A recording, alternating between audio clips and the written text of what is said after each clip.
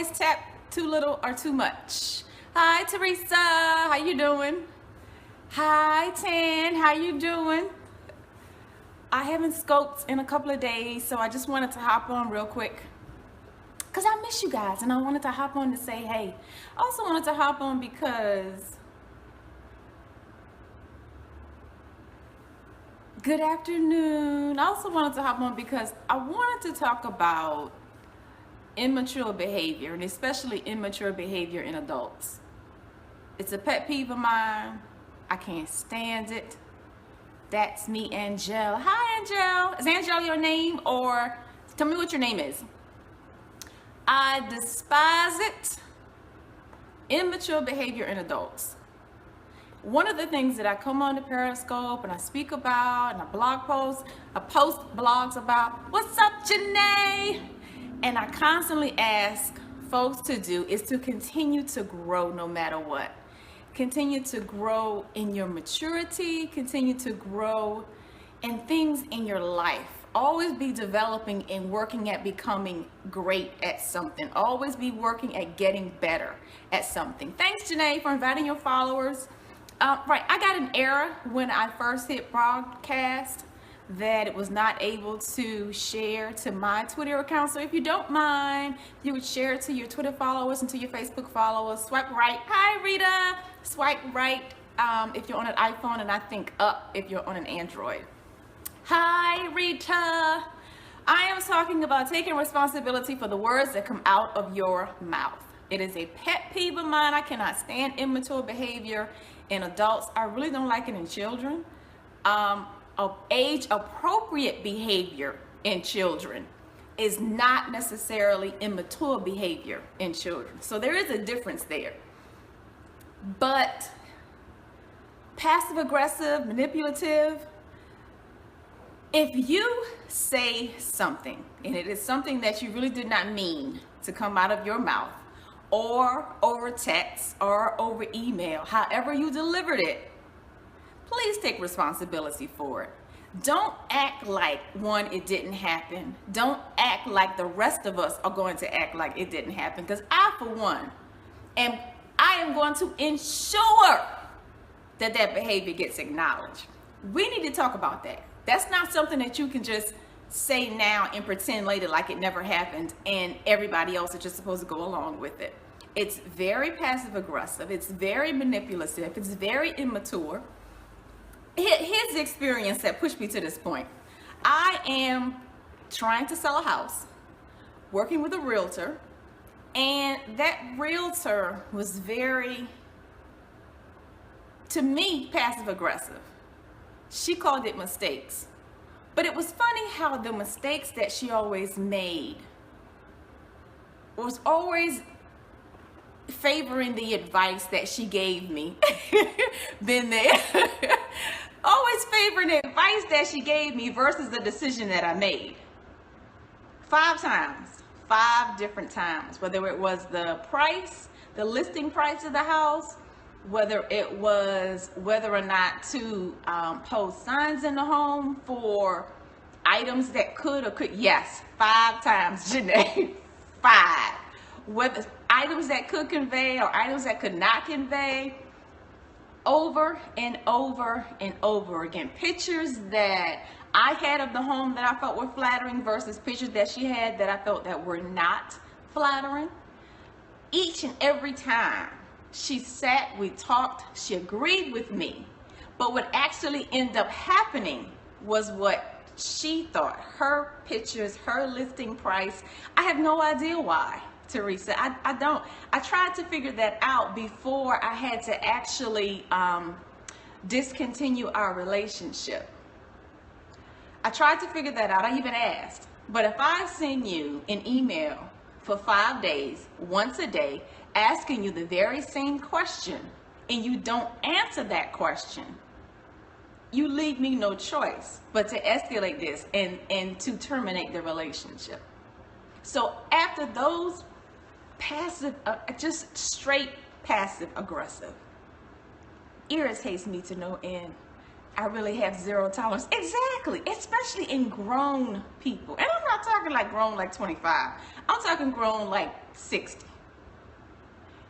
do not behave like it never happened. It is the bigger person. It is a very mature person that can go to someone else and apologize for their behavior, that can go to someone else and say, look, I was upset. I didn't mean to send that email. I didn't mean to send that text. I didn't mean to say what I said. Hopefully we can move on from it because it was said in anger, or it was said out of hurt, or it was said in a misunderstanding. She'd actually sent me a text at one point saying that she quit as my realtor was not working the property anymore. And then maybe a day or two later, I got an email saying, good news, I could possibly have a contract on your house. Wait a minute. No, we need to acknowledge the previous text. We need to acknowledge what you said. You are good. 5 times I worked on a 3 strikes you're out system, especially if we address it. That's just it. Janae, she refused to address it. I continuously sent emails. I asked when was the next time she was going to be at the property so that I could drive out to the property, be there when she was there, and we could have the conversation. I did not want to have any more telephone conversations because, of course, with passive aggressive, to address it, it is either done in person, and I have in writing what you said, and I have proof in writing of what you did, which are the polar opposites, the exact same thing. And somehow it managed to match what you wanted and not what I wanted as the client. Please, please, y'all, exercise your maturity and take responsibility for your behavior. It doesn't matter what it is or who it's with, but it counts more if it's with your children. Because as parents, a lot of you get heated, or you might be heated with your spouse or your coworker, and when you get home, you take it out on your child. It's good. It's excellent. It is necessary for you to go back to that child, explain what happened, explain what upset you, apologize for it, and then move on from there, not continuing the same behavior. Because children do what they see, regardless of what they are taught, seamlessly. Children that grow up in dysfunctional homes grow up to exhibit that dysfunctional behavior. So if what your child sees is you pretend it didn't happen, or you yell and scream at them for 30 minutes, send them to their room, and then the next day you act like nothing happened, they're going to grow up and exhibit that very same behavior.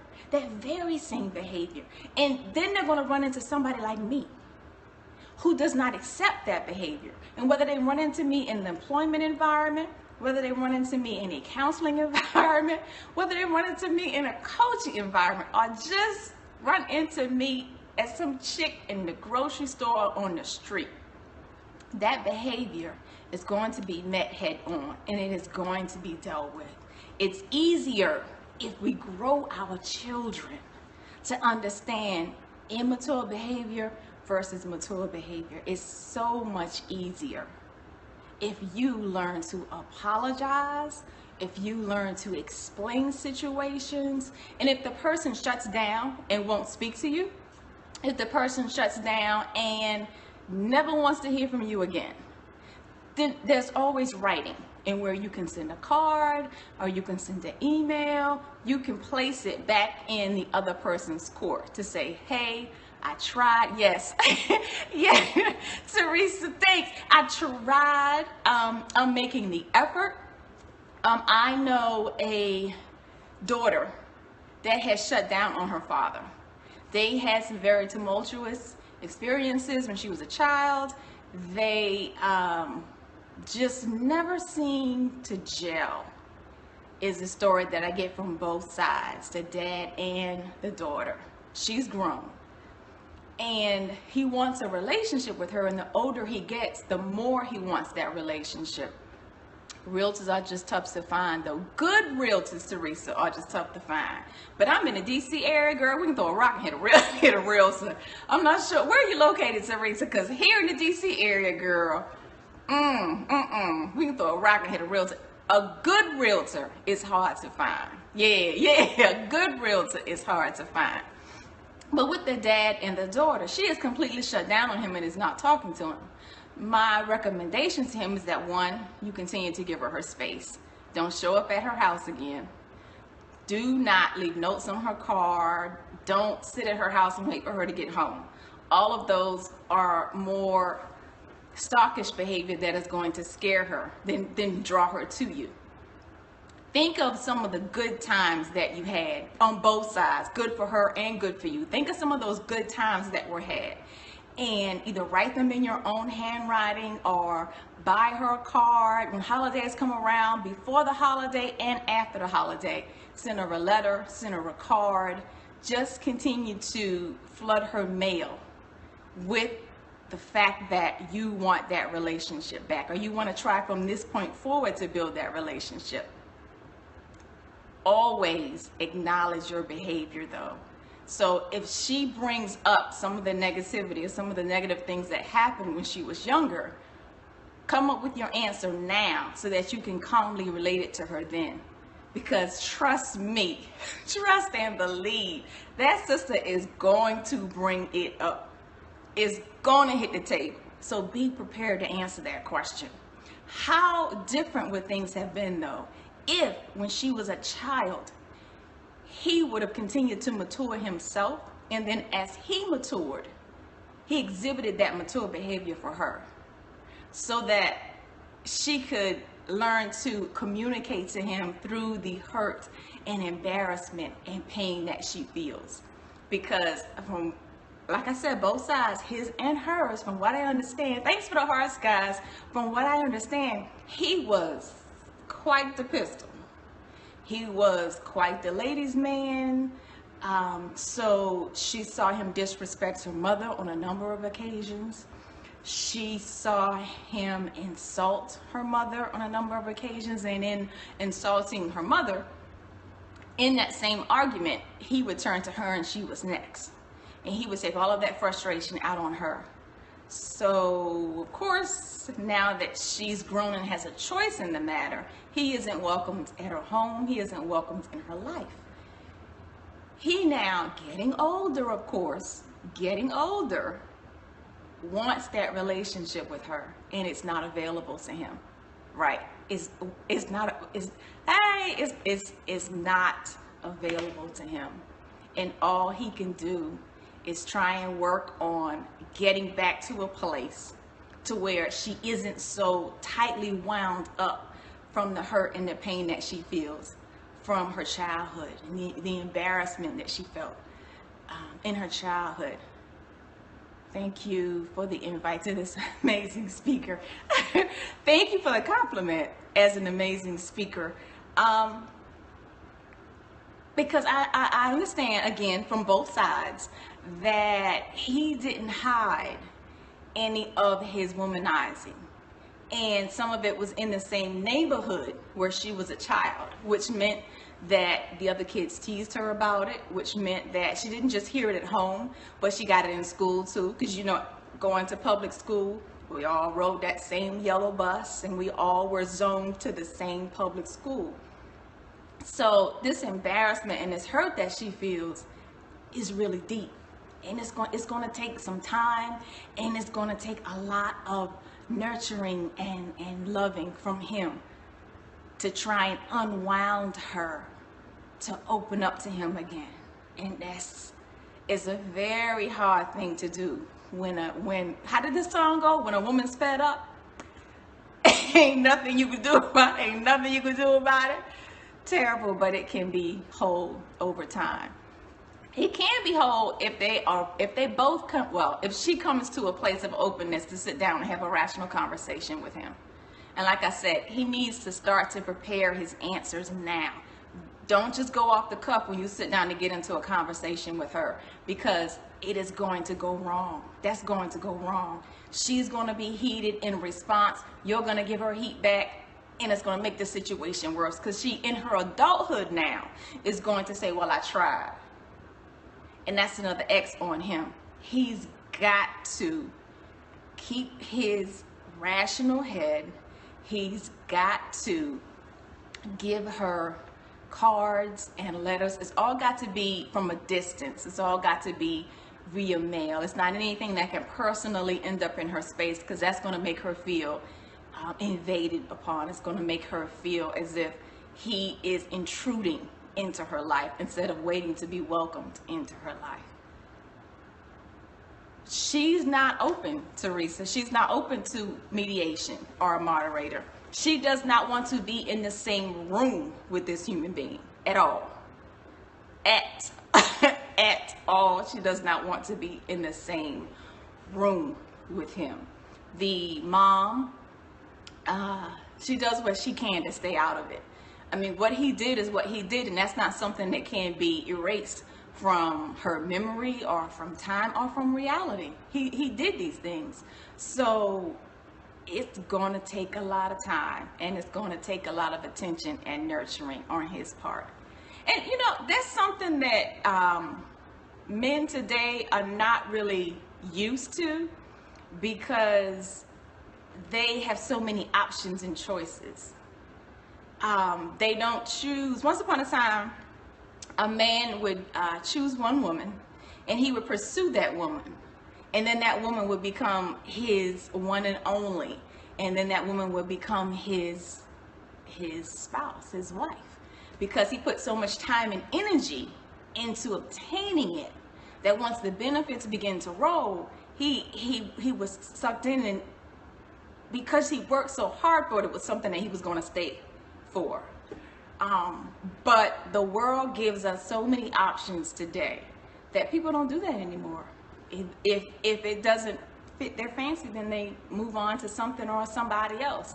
And in this case, it has severely severed and hurt his relationship with his daughter. So please, I ask you again, take responsibility for the words that come out of your mouth. Take responsibility for the things you say, whether it's on Facebook, Twitter, Instagram, Snapchat, email, text, however, live, however it comes out. Take responsibility for it. Have the maturity to say, I did, I'm sorry. When children are involved, it's not a you thing. Right, very true. I totally agree. It's not. Because, like I said, children seamlessly inherit their family dysfunction. However you handle conflict in front of your children, however you solve problems in front of your children, if you owe a bill and you sit there while the phone is ringing, or worse, you have the child answer the phone and tell the bill collector you're not home. When that child grows up and has bill problems, they're going to do the same thing. It didn't work for you. It didn't work for some other, folks that I know. I know folks that have utilities right now today in their children's name. Now, when that child grows up and tries to get credit of their own, you're destroying any opportunity that they have starting out. Their startup is going to be horrible because you have destroyed their credit. Destroyed it. And hear me, y'all. Hear me when I tell you, these people have no remorse. They have not a bad feeling about doing it. They have no bad feeling about doing it at all. They have their utilities, yes ma'am, their utilities in their minor children's name. Let me make sure I put that out there, Teresa. Yes, in their minor children's names. But the thing is, the children are going to grow up and do the exact same thing, because this is how they see problems solved. And until they learn and until they know better, they have no option to do better, because you can't see what you're not exposed to. You can't do what you haven't seen done. If you have never seen maturity in your life, then there's no way that you can exhibit it. Already the wrong legacy. Yes, yes, yes. But we're talking to them, we're working on it, we're trying to get them to understand it from a different perspective. But the thing is, hey Cassandra, But the thing is, we have to get them working first. They're not working. They're collecting that bonus check at the first of the month. So we have to get them working first. And then once we get them working, you can begin to pick out a lot of the morals and values that they may have seen or had growing up. And then you have to dig through a lot of that family history, which is hard for a lot of people because, folks still think family is everything. And if you don't have family, oh my God, that's just horrible. No, you still have a whole lot in the world if the people that are biologically related to you are not there for you or are not walking along the same road for you. A lot of the successful people all tell the same story. Those that come with you can't go with you. Those where you're headed, the destiny that God has for you, your biological, the people with you or your friends are not going to be able to go with you because the air is going to be too thin for them up there. I've heard both of those. Successful people say it all the time. Your choices and your decisions have to be individual, not by community.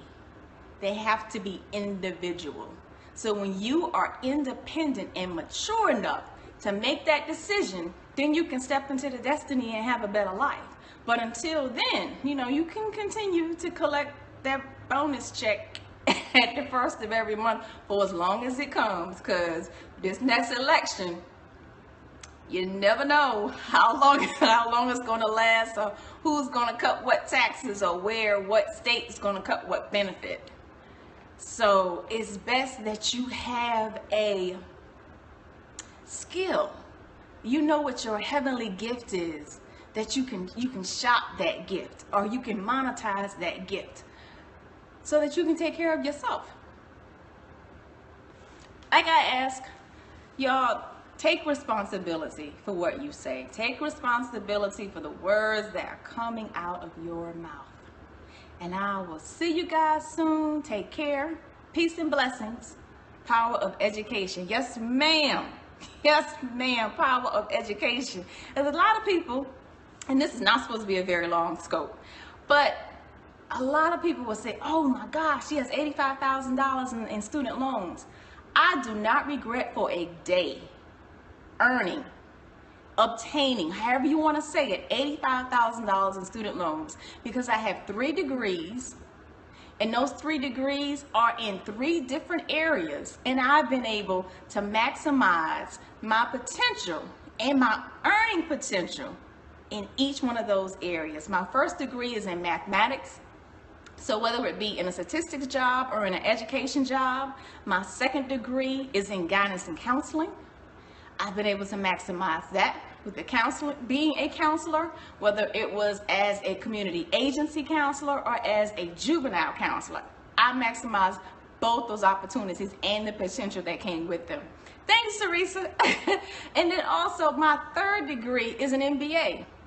It's a Master's of Business Administration in procurement and contracts, federal contracts. So I have, as I've grown throughout the years, and I've made moves because, being able to take care of myself and being able to make money has always been at the forefront of my goal list. Yes, and the ability to give back. Yeah, has always been at the forefront of my goal list. I never wanted to ever be in a situation where I had to return home, because those of you all that know my story, have read my blog posts, have been on my other scopes, hell was someplace that I had to call home. My home wasn't. There's so many things I would rather do than ever have to return to my mother's house. There's no way that I would just sit still and allow that to happen in my life. I have, during my minor years, when I had no choice but to stay there, I saw one by one as my brothers returned home, whether they were getting out of the military or whether they were just out being grown, fell into hard times and had to return. And as a 9, 10, 11-year-old, remember standing in the doorway thinking, there is no way I will allow this to happen to me in my adulthood. There is no way. And even there was one lady in the grocery store one day that tried to tell me that I wasn't grown. I was probably 10 years old. That tried to tell me, maybe it's a girl thing, but they say that mothers raise their daughters and then they love or tolerate their sons. That sons get away with so much. But with daughters, that string is real short. A daughter will get chastised long before a son even gets noticed. Mama's boys, that's right. They get away with murder, and then it shows up in their adulthood as all kind of dysfunction. But this lady in the grocery store, she tried to tell me, oh no, your brothers, you should look up to them. I said, hold on, let me understand this. Let's back up. I could have been, I was no more than probably 10, 11, 12 years old, but this mom is balanced with my son. All right, Mom, that means that you are raising a good husband for somebody. And she is going to be very appreciative on that day when she becomes your daughter-in-law. So that's good that you are balanced between your daughter and your son. She tried to tell me, lady in the grocery store, she tried to tell me, oh no, your brothers, you should look up to them. They're all older than you. I said, hold on, lady, let me understand this. Let me understand this.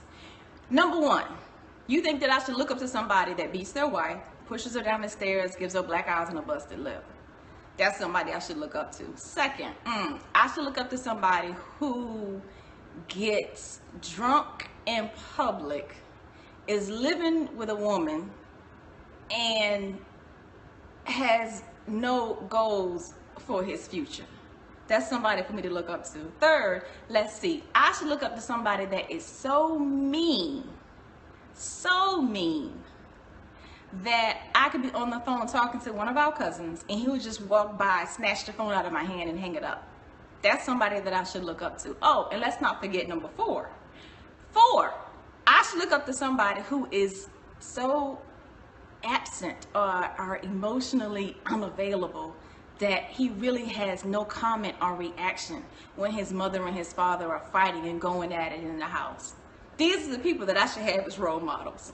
Y'all, she turned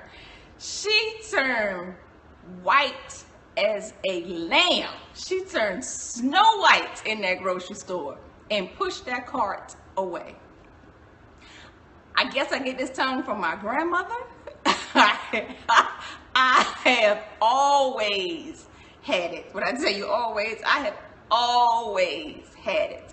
My older cousins say they remember me as being quiet when I was really younger, like from 3 to 7.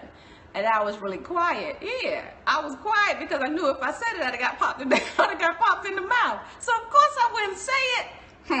As I got older though, it started to fall out. And here it is, live and in living color. All right, guys, I am going to go find me some morsels to chew on.